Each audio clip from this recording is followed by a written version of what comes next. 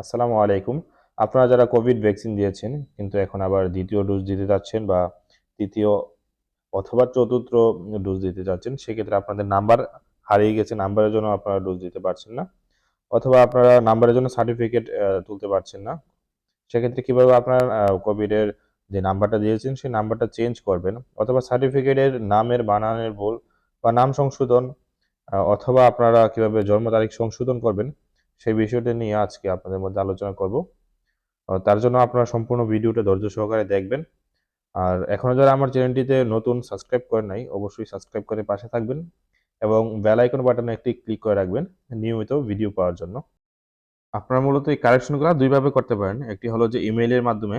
আর যদি ইমেইলের মাধ্যমে না হয়, সেক্ষেত্রে পরবর্তী টাইমে আপনি প্রয়োজনীয় কাগজপত্র নিয়ে একটি ফর্ম আছে, সেই ফর্মটা ফিল আপ করে সুরক্ষার যে অফিস আছে সেই অফিসে জমা দিলে আপনাদের কিছুদিনের মধ্যেই সেটা কারেকশন করে দিবেন। তো প্রথমত আমি দেখাবো আপনাদেরকে কি কি কাগজপত্র প্রয়োজন এবং সেই কাগজপত্রগুলা কিভাবে সাবমিট করবেন, কিভাবে ইমেইল করবেন, এবং সেকেন্ড স্টেপে দেখাবো কিভাবে ম্যানুয়ালি ভাবে আপনারা ফর্ম ফিল আপ করে অফিসে জমা দিবেন এবং সাথে কি কি কাগজপত্র প্রয়োজন। আচ্ছা, এখানে দেখেন সুরকার যে একটি ওয়েবসাইট রয়েছে, সেই ওয়েবসাইট থেকে একটি নির্দেশনা আছে কারেকশন করতে কি কি প্রয়োজন। যেরকম আপনার মোবাইল নাম্বার কারেকশন করতে হলে ভ্যাকসিন কার্ডের কপি যদি থাকে, জাতীয় পরিচয়পত্রের কপি লাগবে, পুরাতন মোবাইল নাম্বার যে নাম্বার দিয়ে সুরক্ষা সিস্টেম নিবন্ধন করা হয়েছে যদি সেই নাম্বারটা থাকে নিয়ে যাবেন। আর নতুন মোবাইল নাম্বার যে সেই মোবাইল নাম্বারটা সাথে নিয়ে যেতে হবে। তারপরে এখানে আপনার আরো অনেকগুলো অপশন আছে, যে ডোজের নাম ও তারিখ, যে আপনি যে ডোজটা দিয়েছেন সেটা কি অ্যাস্ট্রাজেনেকা বা ফাইজার যেটা দিয়েছেন সেটা যদি নাম যদি চেঞ্জ করতে চান, সেক্ষেত্রে সেই অপশনটা এখানে আছে। বা তারিখটা যদি চেঞ্জ করতে চান সেটাও চেঞ্জ করতে পারবেন। কি কি কাগজপত্র লাগে, যেমন মূল টিকা কার্ডের কপি, সুরক্ষা টিকা কার্ডের কপি, জাতীয় পরিচয়পত্র কপি, ভ্যাকসিন প্রদানের কেন্দ্রের প্রত্যয়নপত্র, এগুলো লাগে। তো এখানে আরো নিচে আরো অনেকগুলো ৩ থেকে ৪টা পেজ আছে, সেই পেজগুলো আপনারা দেখে নেবেন।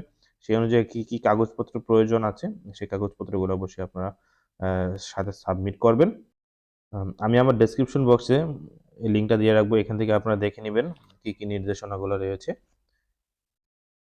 আচ্ছা, যাই হোক, এখন আমি আপনাদেরকে দেখাচ্ছি কিভাবে আপনারা অনলাইনের মাধ্যমে, ইমেইলের মাধ্যমে সেই নাম্বার চেঞ্জ করবেন বা আপনারা নাম পরিবর্তন করবেন। সেক্ষেত্রে প্রথমত আপনারা মোবাইল অথবা কম্পিউটার থেকে ইমেইলে চলে যাবেন।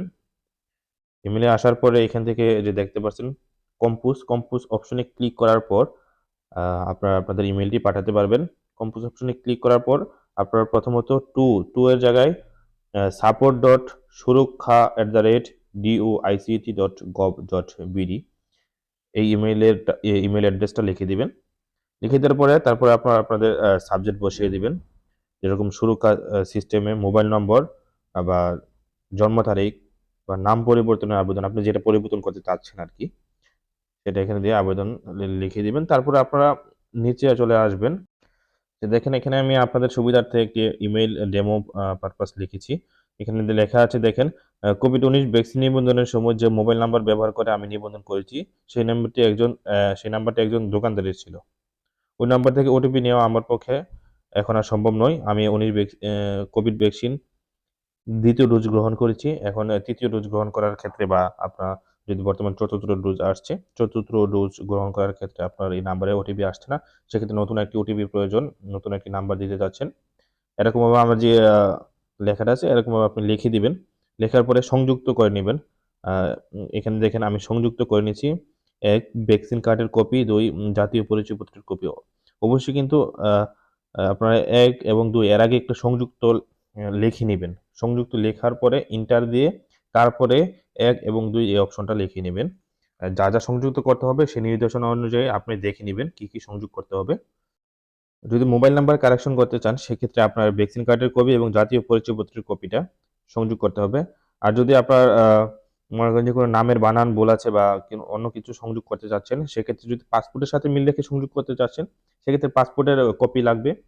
আর এনআইডি কার্ডের সাথে সংযোগ করতে চাচ্ছেন মানে মিল রেখে, সেক্ষেত্রে এনআইডি কার্ডের নাম্বার লাগবে। তারপরে আপনারা অবশ্যই নির্দেশনাটা দেখে নিবেন।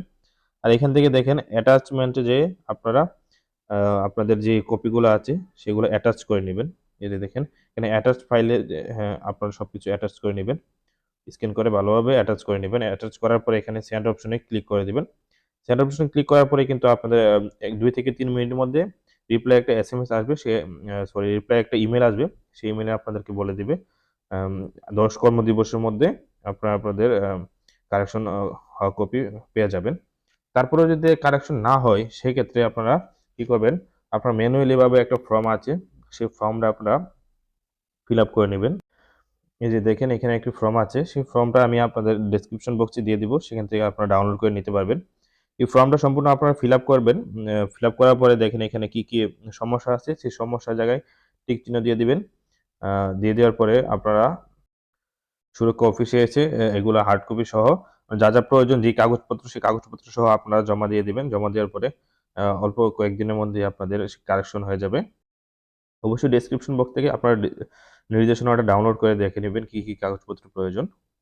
আর ধন্যবাদ এতক্ষণ সাথে থাকার জন্য। নিয়মিত ভিডিও পাওয়ার জন্য আমার চ্যানেলটি সাবস্ক্রাইব করেন এবং বেল আইকন বাটনে একটি ক্লিক করে রাখেন। ধন্যবাদ। আসসালামু আলাইকুম।